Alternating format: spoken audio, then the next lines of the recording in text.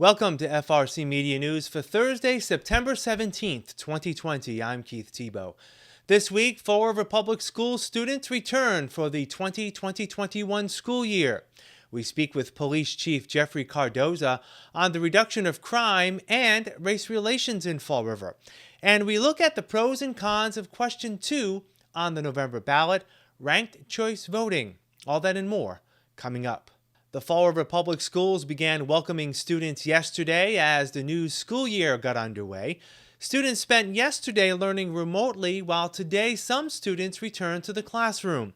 Mayor Paul Coogan says from what he knows, the start went as expected. There was a glitch yesterday out of cuss with the Google. It wasn't on our end. It was something with the Google part of the online learning.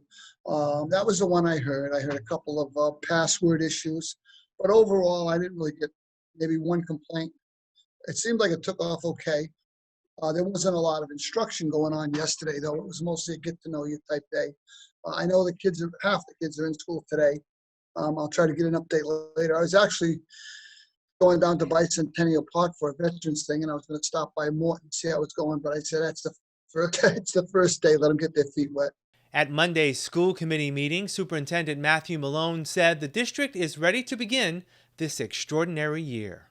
I just want to say as superintendent how proud I am of the work and effort of every single member of our faculty, staff, and leadership. Every single employee in the Fall River Public Schools has worked very hard for us to get to this moment. This is going to be a bumpy road. It's a road that has not been traveled down before.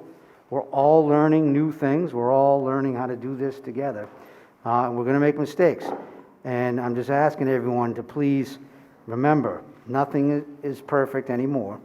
Everyone wants to find rationality in an irrational world. I understand that. But we're going to need to embrace the ambiguity of the moment and go with it, and trust and have confidence in each other, which I think we do have. So I'm ready to open. The team is ready to open. I think the students, from what I've spoken to, are excited. I think the families are excited. I think people are definitely also scared. But I think the protocols and practices we have in place give us the best possible chance to do this successfully. We had the opportunity. There was a glitch yesterday out of cuss with the Google. It wasn't on our end. It was something with the Google part of the online learning. That was the one I heard. I heard a couple of password issues. But overall, I didn't really get maybe one complaint. It seemed like it took off okay. There wasn't a lot of instruction going on yesterday, though. It was mostly a get-to-know-you type day. I know half the kids are in school today. I'll try to get an update later. I was actually going down to Bicentennial Park for a veterans thing, and I was going to stop by Morton and see how it's going. But I said, it's the first day. Let them get their feet wet. This week to get an update from Fall River Police Chief Cardoza. Among the items we touched upon are statistics that show crime within many major categories, except for one, are lower thus far this year than compared to a year ago.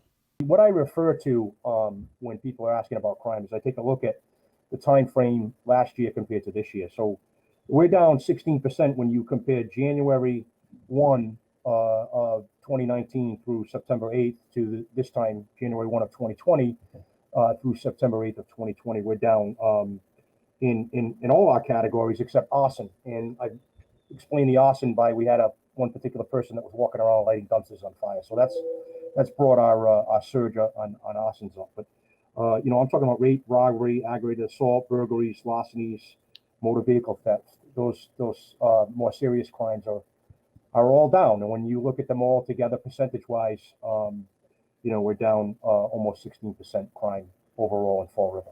Something that I can tell you has a lot to do with the men and women that are working the street. I think we're being proactive, but we're being proactive in a professional manner. The chief says home confinement due to COVID-19 may also be a factor in the lower numbers. He says cities of similar size across the Commonwealth have also seen a decrease in crime. Another area where crime is on the rise through the first 8 months is incidents of shots fired. The 18 reports to date is 80% higher than in 2019.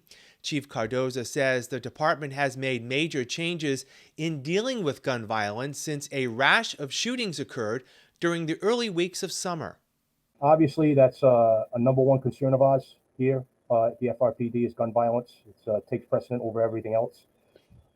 We reacted to that, I think, pretty quickly. We formed the gun violence task force, and knock on wood, I think we've had some success with that. And we haven't had any type of serious shooting since then. I could tell you that the gun violence task force made 120 arrests as of today, since its inception in the middle of July. And I got some of the numbers right here. They seized over about 2,800 grams of heroin, 91 grams of crack cocaine, and they seized about $47,000 worth of drug proceeds, as well as 3 firearms. So they're making a dent. I'm very proud of that. I'm proud of the foot patrols as well. I don't think the surge in gun violence was anything that was unique to Fall River. As you can see, it's happening to our sister city in New Bedford, and it's happening around the country. The chief also touched upon work within the department when it comes to race relations in Fall River. He says a meeting with the community featuring minority officers this summer was well received, and he hopes to build upon those community conversations. The mayor and I have had discussions about taking that to another level, if you will. Some of the feedback we got was that some of the minority community would like to have conversations with white officers. So I've had some conversations with several white officers who are willing to do that. We're going to be scheduling that in the near future. I think the mayor's trying to get through the budget season, if you will, and that should be coming up shortly. One of the other things that I had been talking about, and I'm kind of in stall mode with it, was a recruitment team going around to the local colleges and to the local high schools, because we want to do everything we can to diversify the organization more. We recognize that we need more diversity. So I want to get some of those minority officers into the schools. The problem being, like a problem for everybody, is COVID. So I'm kind of at the whim of the COVID crisis right now, and waiting for the opportunity to do that. And finally, Chief Cardoza says he's appreciative of the city's support in terms of staffing the department for this fiscal year, pointing out that more help is always welcomed. I can tell you right now, our complement is 222 sworn. That includes me. I know there's a handful of retirements coming after January. So, one of the numbers that I talked about was I'd like to be right around 235 and stay right around 235. In a perfect world, I'd like to be 265, but I have to be a realist about this, and the budget is the budget, and so if I can stay right around 235, that's where I'd like to be. Last Friday, Battleship Cove was the host for the remembrance of the 19th anniversary of the September 11th attacks. Fall River Fire Chief John Lynch told those assembled that the uncertainty of what is taking place thus far in 2020 in some ways resembles the uncertainty soon after September 11th, 2001. As we all adjust to this era of the new normal, we all agree that our world is in upheaval, changed dramatically from what it was just months ago. We all complain that it will never be the same again. That tragic day, 19 years ago, changed the world in the span of hours. The towers collapsed, and with them, our sense of security, faith, and safety. Thousands of civilian and public safety lives were lost that day. They were never given the chance to experience the new normal. That dark day changed our world forever. But from the rubble arose a newer, braver, more vigilant nation. A nation committed to the freedoms that are the pillars of this strong nation. Just as we rose from the ashes of that tragic day, we shall rise out of these uncertain days, of the new normal. We are a nation of strong will, a nation that not only survives, but flourishes. But we must never forget the past. We can't let the new normal shroud the lessons of the past. Our heroes of 9/11 will always be remembered, just as long as we keep their memory alive. Starting next week, the Fall River Public Library on North Main Street will be open until 7 p.m. on Tuesday and Wednesday evenings. Monday, Thursday, and Friday hours will remain from 9 a.m. to 5 p.m. The South Branch Library on Arch Street will be open their normal Wednesday hours, 11 a.m. to 7 p.m. Now, the library will continue with its curbside pickup program, and in-person activity remains by appointment only. For more information, call the library at 508-324-2700, extension 2. We'll have more FRC Media news right after this. Here are some job descriptions on the latest hot jobs list from the Mass Hire Fall River Career Center. Retail Sales Associate. Matuk, located at 925 Airport Road, is looking for a full-time retail sales associate, responsible for providing customer service by assisting store customers with selecting and purchasing merchandise. Job number 1399002. Project Coordinator. Bristol Elder Services, located at 1 Father de Valles Boulevard, has an immediate need for a full-time project coordinator, responsible for overseeing specific stages of a larger project, working alongside the project manager. Job number 139-89998. Licensed Practical Nurse, Fall River Comprehensive Treatment Center, located at 22 Front Street, is seeking a full-time licensed practical nurse to provide compassionate, safe, and efficient medication dispensing to patients that are seeking recovery from opioid use disorder.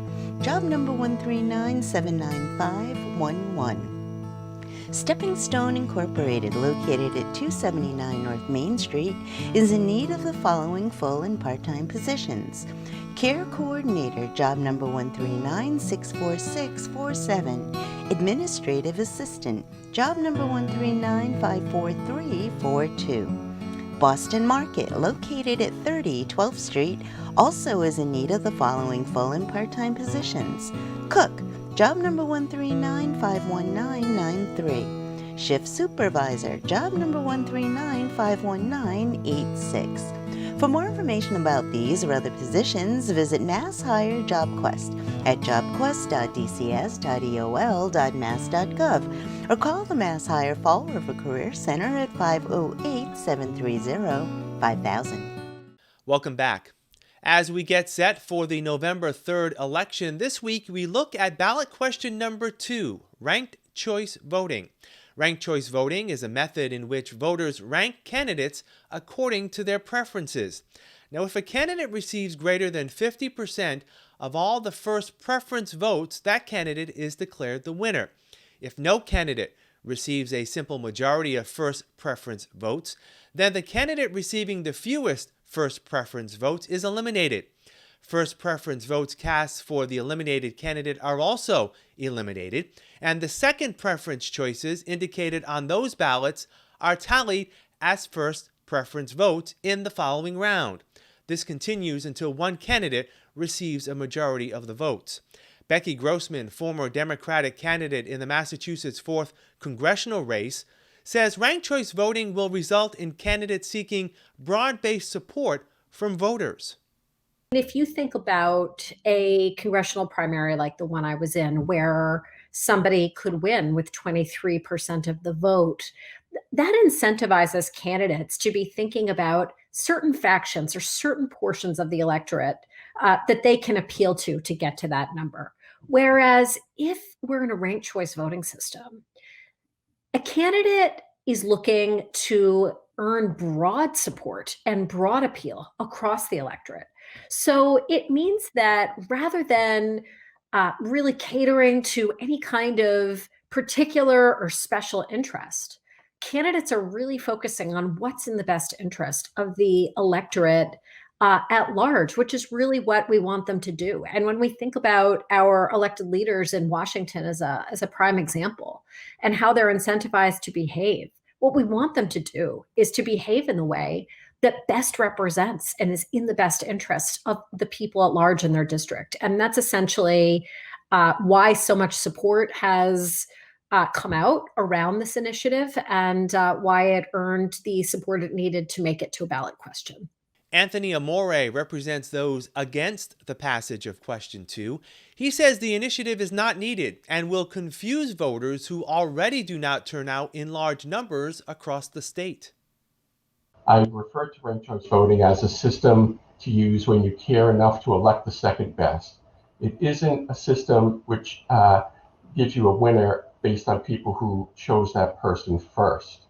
So I like the 4th Congressional District as an example arguing against ranked choice voting, because when you think about that campaign, there were 7 Democrats running, each one with a very narrow difference between each other, one that I personally cannot articulate.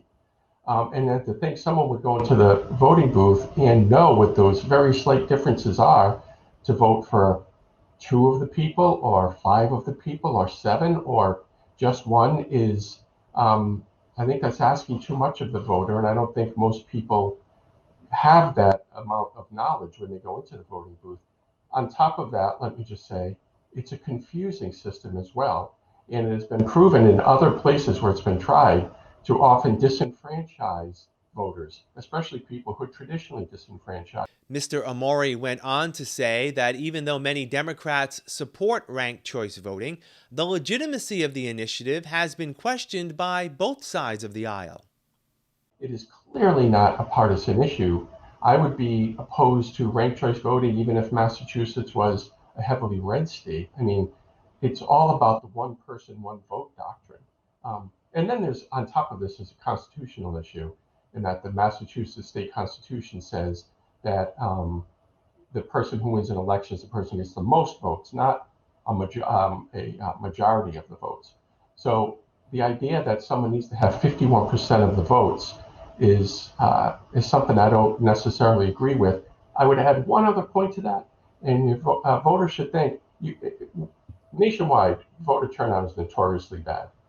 In any election, if a person wins 95-5, they're still not getting 50% of the registered voters' votes. They're getting over 50%, hypothetically, of the people who turned out to vote.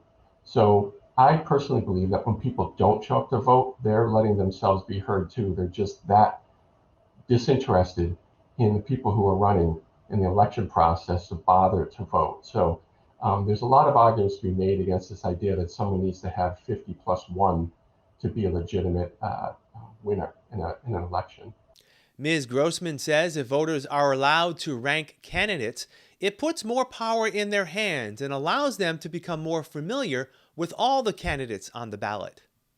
Voters have an incentive not just to narrow in on one candidate, but to learn more about everybody, to learn about what their platform is, what they bring to the table. Likewise, it means that candidates have an incentive to seek out everybody and not just a particular portion of the electorate who they think will support them. One other really important thing to think about is how it changes dynamics among candidates. So no longer is it in a candidate's interest to be negatively attacking another candidate, but rather they're trying to appeal to another candidate's supporters to be their number 2 or number 3 choice. So I think what you really see as a result of ranked choice voting is a really positive, productive conversation on the issues and a lot less quote unquote gaming of the system or attempted game of the system in order to earn votes, which I think is good in terms of voters knowing more about their candidates knowing more about their voters, and a more productive system overall that really reflects the will of the people. We have set up a special web page where you can hear our full interviews with the proponents and opponents of Question 2, along with interviews with other candidates on the ballot. Visit frmedia.org/election 2020. As we speak with more candidates, we will post the interviews on that page. The City of Fall River, with financial support from District Attorney Tom Quinn, has announced that the city has been designated as an age-friendly community by AARP. As part of the designation, Fall River and nearby Somerset will be working with Bristol Elder Services in the distribution and collection of a survey seeking input as to the local needs of seniors. Hard work and collaboration between Bristol Elder Services and my office has led us to becoming the 470th community to join this list. This means that Fall River will now have the support of AARP in our efforts to become a safe, healthy, enjoyable community for all of our elderly residents. Conducting that needs assessment survey is very important for people to be able to tell us what they see as important, and then we will be able to move forward with a plan to meet those needs. I want to encourage everyone to complete the survey and to join us for virtual sessions to provide your input. If you receive, or if someone you know receives a copy of the survey, please complete and return it. We want to learn about what residents think is important. What about our streets and walkways, our housing and transportation options, access to health care and needed services, and opportunities to participate in activities. Food insecurity still is a problem within Fall River caused by the COVID-19 pandemic. This week, Denise Pumaguaye spoke with the United Way and United Neighbors for an update on their United We Feed Fall River program. We were so privileged to partner with United Neighbors and United Way of Greater Fall River to provide United We Help Feed Fall River for 20 weeks. And we were grateful to be able to engage local restaurants, volunteers, different agencies, and many individuals to collaborate on this project. It was truly a collective endeavor and with great results. We're transitioning to continue to assist those in need, working with the Fall River school system and the local food pantries to provide food for those in need. And the key there is communication, making sure people know where they can get food, when it's available. Fresh produce, meat and dairy products are going to be continued to be delivered to the community, and we'll just make sure that people have the resources they need. And how many volunteers, Kim? I think it was 876 volunteer shifts, something like that. I mean, just Right. The volunteers truly were the backbone. Without Right. them, we could never have gotten this project done. And to transition the families, we also were able to provide them with dry goods to keep, in their pantries, shelf-stable items, some cleaning supplies to make sure they stayed safe, and then we gave every family a gift card to a local supermarket. We are helping these families figure out where they best can go to pick up on a regular basis. So the food is still coming into Fall River in a really big way. We'll have more FRC Media news right after this.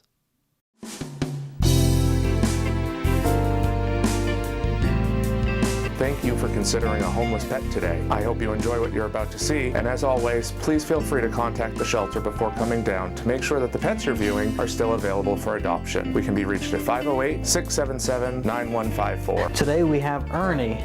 Ernie here, as you can tell, he's buff and white cat. Very nice cat. He's having a little snack right now. He's about 7 years old, but you wouldn't know it by his behavior. He's still very active, very friendly. He's very friendly with other cats. In fact, he came from a home with multiple other cats. Dogs, he may do well with dogs. He is, like I said, very outgoing. As long as the dogs are very good with him and they're not too wild and crazy, he would probably be a pretty good fit for that. Given his personality, I still think that he would be very good with children, just given how friendly he is, how active he is. He still likes to play, all that sort of thing. He still likes to be pet, likes to cuddle, that sort of thing. He's all around a fantastic cat. Certainly don't let his age turn you off. So if you'd like to meet this great guy, you can come down to 300 Linwood Street in Fall River, Massachusetts at Forever Paws Animal Shelter. Welcome to Hot Dogs and Cool Cats. Earlier you saw a really lovable dog and you saw some pretty cool cats. But what you may not know is at the shelter, sometimes we do have some other little guys, like Wilson here. Wilson is a yellow-colored ferret. If you've never seen them this color, they're pretty cool. Wilson is super lovable. He loves to climb around. They're very squirmy, as you can see. It's kind of hard to hold them down. When you scruff them, it's supposed to make them sleepy. As you can see, he's yawning. But, you know, yesterday, Wilson here decided to prove that theory wrong, and all he did was yawn, but he wouldn't fall asleep. He was just too squirmy for it. So if you think a ferret might be a pretty cool addition to your family, and you can come and meet Wilson. Right? That's all for this edition of FRC Media News. Please visit our website, frmedia.org, for all the latest news and information, as well as a special web page previewing Election 2020. FRC Media News airs Thursdays at 6 p.m. and Fridays at 5:30 p.m. This week, we will leave you with more from last Friday's 9/11 remembrance at Battleship Cove. For all of us here at FRC Media News, I'm Keith Tebow. Have a great weekend, and we'll see you next Thursday.